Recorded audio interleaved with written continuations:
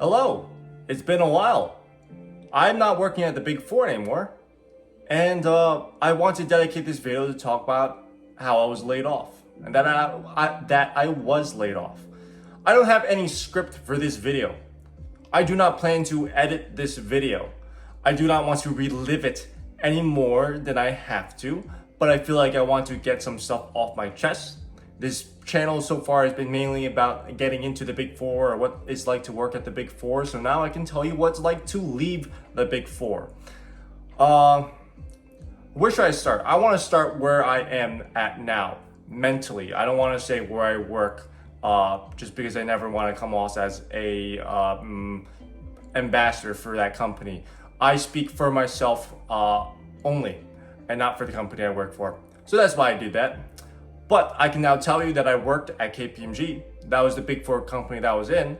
I worked as a audit senior associate or in charge, whatever you would like to call it. But I worked in audit. I worked specifically in the non-financial services sector. Today, I am no longer in the Big Four. Thank God. I am no longer in public accounting. Thank God. I work as an accountant in a car manufacturing company, and it's much better hours. I really like my team. The people are very nice. The political environment is much less intense, and honestly, I'm much happier. Life is better. I have more time in general to do things not working, like be with my girlfriend, play video games, work out, cook, not work. It's great. I really like it. I don't know if I can say that enough. So let's start with KPMG. So I was laid off in March, I think 13th, I remember dates kind of well, March 13th, 2024. There was a mass layoff that happened at KPMG at that time. I know since then there has been another one, and I think another one is coming in next year or so from what I hear from my friends and previous colleagues. So I was affected by the first round, I was affected in March of 2024. Where do I begin? How do I want to start? I can start with how I found out, right? If you are looking to go into the Big Four or you're in the Big Four right now, this is something that you might have to go through in terms of either surviving it or, at least in this case, I can tell you what it's like to be on the other side of losing your job, of being laid off. So how it kind of starts is that I worked in New York City. So I commuted to the city. I live in New Jersey, but I work in New York City at the time. And I was commuting to the city office. At this time, I was working in one of the airports in the New York City area. So it was quite a far commute. It was like 2 hours one way. It kind of sucks, but that's just what I had to do. I got into the office that day around 9 a.m. and my senior manager, we're in a small room. 2 tables fits 4 people, and that's fine because we had myself, my senior manager, my other senior manager, and then my associate, and then me as the senior in charge. And how I found out, or rather the day going in, I walked into the room and one of my senior managers was like, "Chris, did you get the email? My counselor's freaking out." And I was like, "No, what are you talking about?" And when he specified more, I looked at my calendar. I saw that there was a all hands on deck call for seniors and associates at 12 p.m. Please make it if you can. And it was sent out around like 9 a.m. that day, so just a few minutes before I got into the airport. And I immediately knew what that meant, right? Because I had worked at KPMG for 3.5 years. This was the second time something like this has happened. That's kind of how they do these mass layoffs.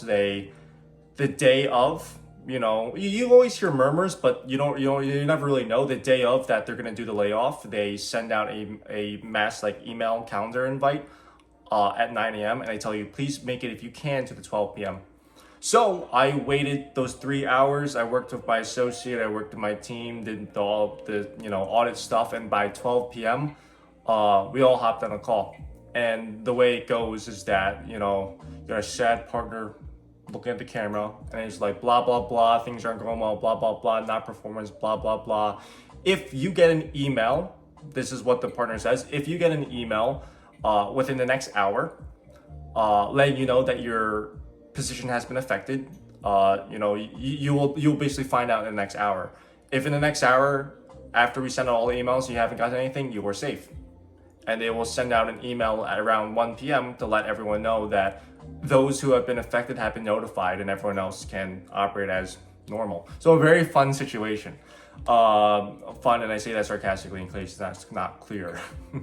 But that's how it goes. He says, yeah, if you get an email, you're going to be laid off.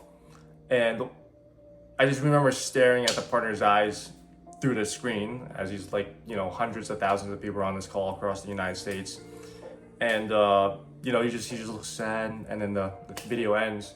And immediately I got the email. Just said something about my business.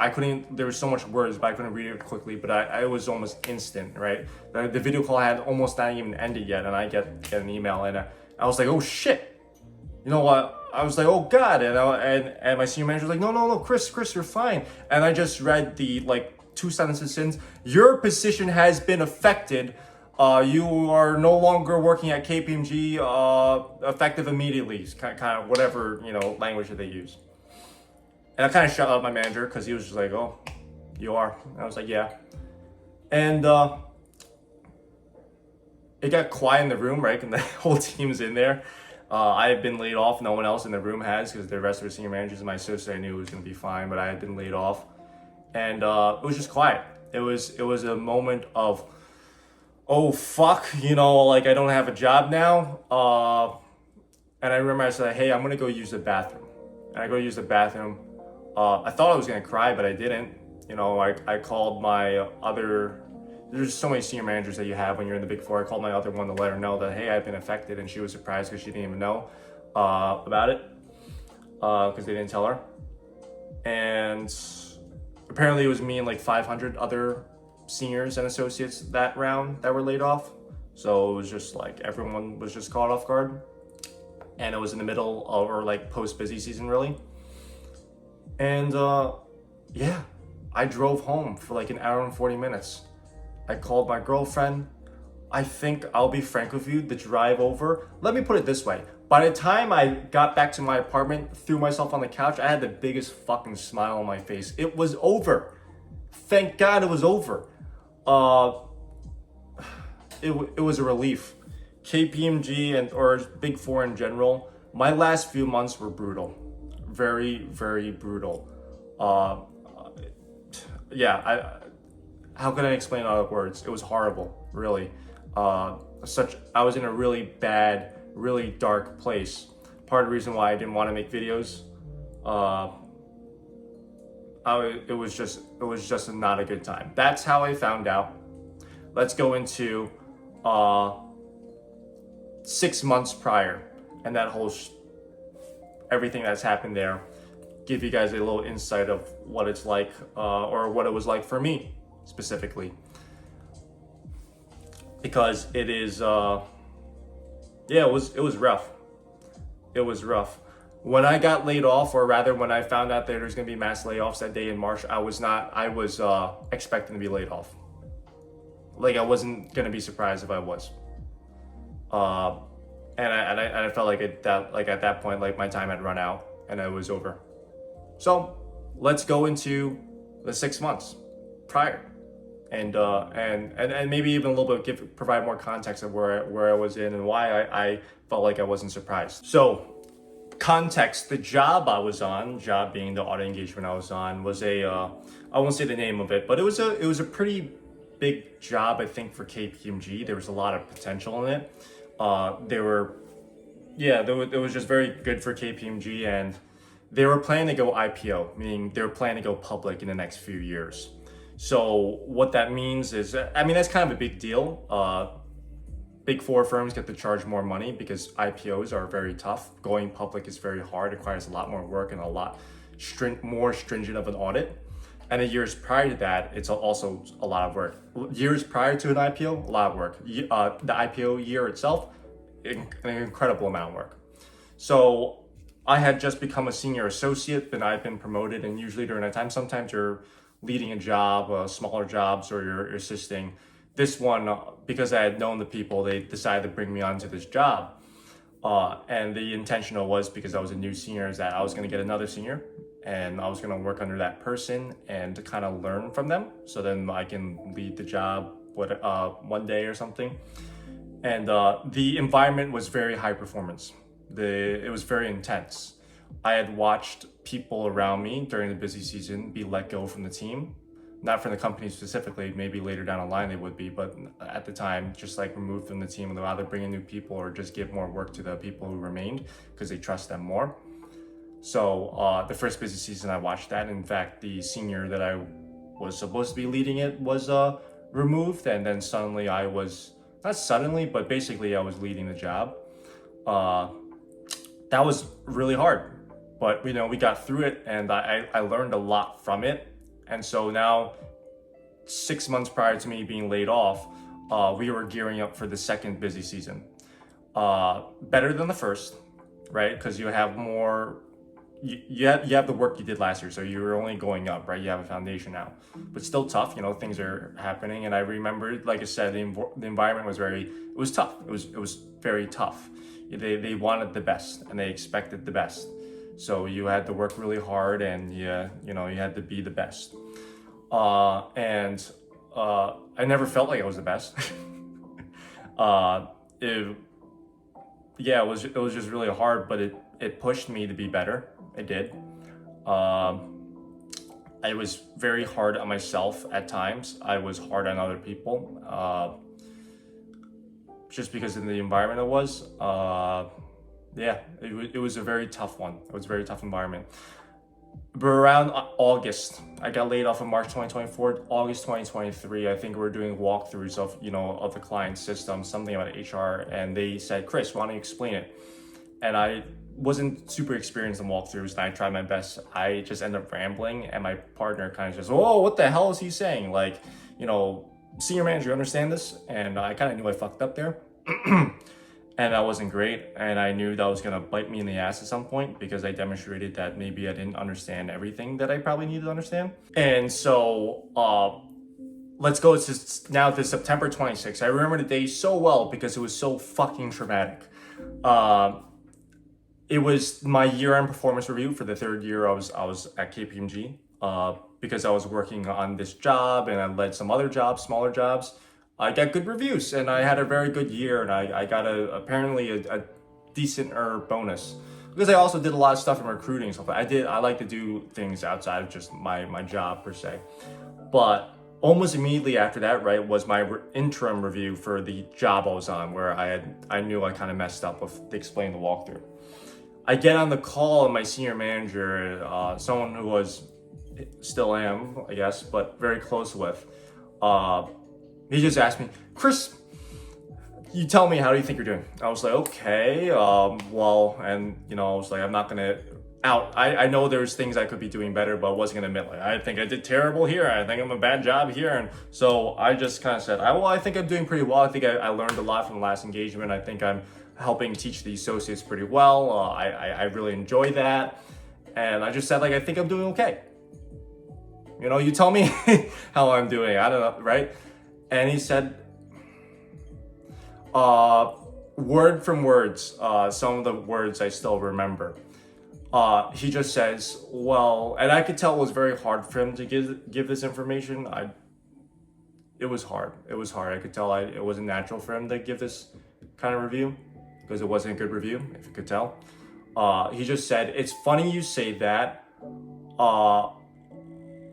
It's funny you say you're doing so well. I don't know a person that gets more face time with a partner than you, but I have better seniors. I have seniors that perform better than you." Which was, I knew maybe it wasn't going to be the most positive conversation, but that was like a fucking gut punch. And then he just said, "You just don't seem to be getting it. Like, we spend so much time with you and you just don't seem to be getting it." Okay. And the conversation just kept going, and then at some point I just like, "Hey, by the way," like, it just felt so brutal. I just asked him, like, "So you firing me? Is it over?" And he was like, no, I still care about you, and I hope to see you do better. we're gonna see how you do at year end and interim, and then we're gonna go from there, and we're gonna see how you do. And yeah, the conversation ended, and it was awful. It was really I felt terrible. I wanted to cry. I went to bed and I woke up the next morning feeling like a pain in my heart, as if I had just gone through a breakup. People that I worked with, that I trusted, basically just told me to my face that you're not performing anymore, and we don't really have faith in you. But also at the same time, they couldn't really get rid of me, because who else did they have, that had the experience and knowledge that I did on the first year. Also it was like kind of too late to like get a brand new senior, because we were about to straight up go into interim testing and then year-end testing. It was just too late. They couldn't find anyone else that they trusted, so they just kind of were stuck with me. But they were letting me know that, they're watching me. I'm on the list. So during interim test work, which is like the 9:30 kind of like time, so between late October to like Thanksgiving time, I did the interim test work, and I don't know, it was like, it's like being in the seas and your head is above water, and the water is a little rough, but it's not terrible, I guess. And then that review was just like pulling me into the ocean deeper, and my head's submerged, and I'm just fucking grabbing whatever I can to stay afloat or get back up. That's what it felt like. And so yeah, it was hard, and I was just throwing shit at the wall, trying to demonstrate that I understood, and I knew I understood, and I can do it. And I ended up just talking to my manager, because part of the conversation was that like he was telling me this, I feel like I spend so much time with you, like I want you to be more independent. So I mean, that's at least what I kind of took from it. So I just tried to not involve him as much.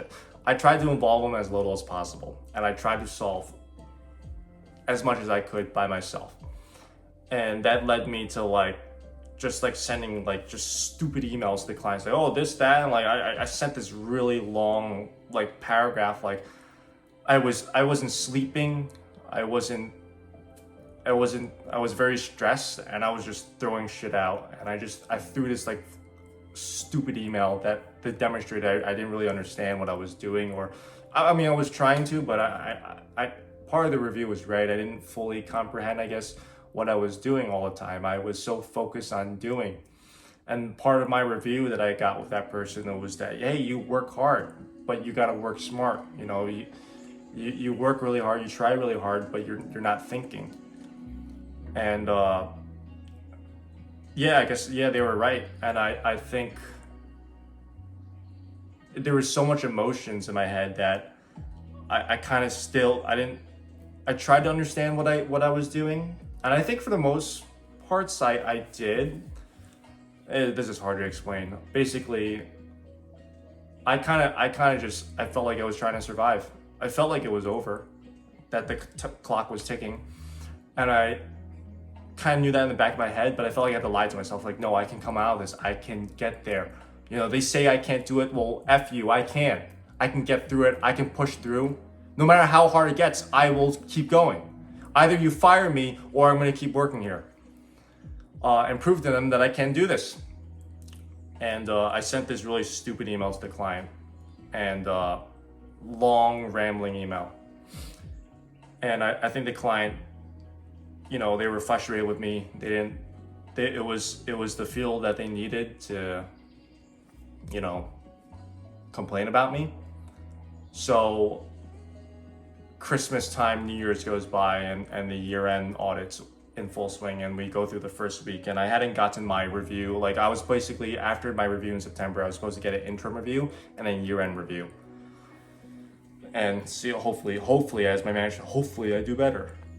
And I didn't get my interim review yet, so I asked if I can get it, and he gave it to me on Friday, and I knew it was probably going to be pretty fucking bad, but I hoped it would be good. I was working as hard as I possibly could. I was working a lot of late nights. I was trying to survive. And I get on the call with him, and he's like, Chris, I'm sorry. the clients, we tried to keep your, underperformance, within the team at KPMG, but it somehow slipped through the cracks. I think it was my stupid rambling fucking email. And the clients, they went to the partner, who then went up to the partner, the partner ahead of him and the partner ahead of him. And it was like one of the biggest partners at KPMG. And I was like, yeah, now he knows your name. And I was like, whoa, what the fuck? Like, why the fuck does this guy know my name? I didn't even know this guy was on this job. You know what I mean? Like, what the fuck? And, he's just like, I'm sorry, Chris. Like, he just kept saying, I'm sorry or something. I don't really remember. I just remember that. And it's just like, you're just not getting it. It's just same fucking comments. Unconstructive as hell. I'm just not getting it. I'm just not doing enough, Maybe if I worked a little, I remember being told, like, if I just worked a little bit harder, maybe played less video games, or, took more time to work. Fucking was already working so much already, what it felt like, I'm working till like 9 p.m, 11 p.m. most days. Not 11 p.m, but like 9 p.m. And it just wasn't enough. And also, should I mention, I was commuting 2 hours one way every day, and I was going 4 days a week by year end. So like, I'm getting home at like 12.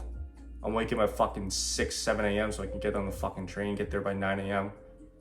Stay at the office till like 9, 10 p.m. in New York City, and I go back home when I get home around 12, 1. So yeah, not a lot of free time. Not a lot of sleeping.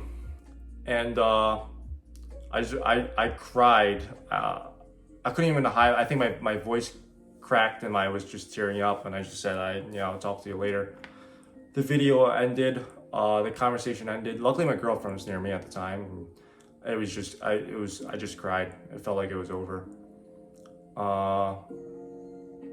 But I still had a job to do. Year end hadn't even really begun yet.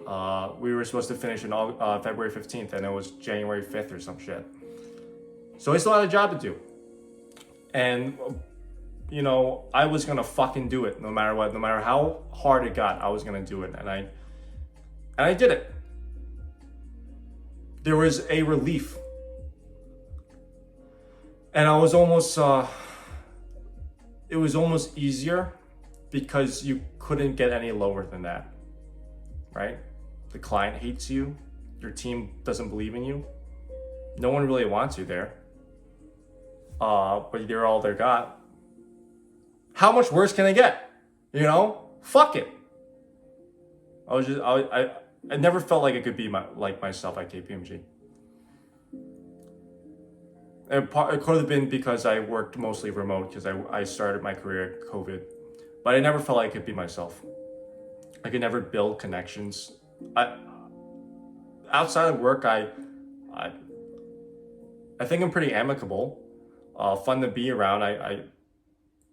I have friends. I like making and meeting new friends. At KPMG, it was always so fucking hard. There's always like a fucking political game, a fucking chess match of every single fucking person. Anyways, getting off track. Yeah, so I got that. What was at the end around like February 15th, I was, one of the client members said like, oh, this year was so smooth, Chris, we loved working with you. And that was really nice to hear, but also at the same time, my boss and like there's another person on the client call, you could tell they're like, what? Like, cause I knew they fucking hated me. Most of them did, at least. Like, clearly this one didn't, so it was nice to hear. I liked working with my team. Like I said, it's very liberating because once you're down so low, it's almost like I couldn't mess up anymore. I was just myself. After that job, I was put on another job, the airport job, the one that I was eventually laid off at. And I had heard rumors that they put you on jobs, like when they know they're gonna lay you off, they put you on jobs so they're just like, no one fucking likes. The client hates you, and they just kind of run you dry until they finally lay you off. And that's what that airport job felt like. I mean, granted, the manager and his associate, one of the associates I had from my last job, did roll into the shop too, but I felt like I was put in a situation for this airport job that, I was put in a situation to fail. And I remember the Saturday before, I was laid off on a Wednesday. The Saturday before, I couldn't work anymore. I was trying to work as much as I could. I was fucking crying.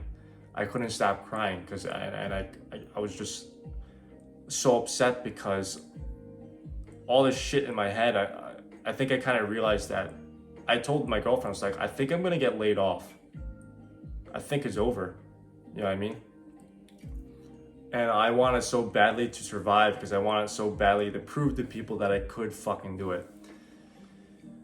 And then the day before I was laid off, I was going not to the airport but to the New York City office, and I was on a train, and I won't go into details, but I had some very dark thoughts.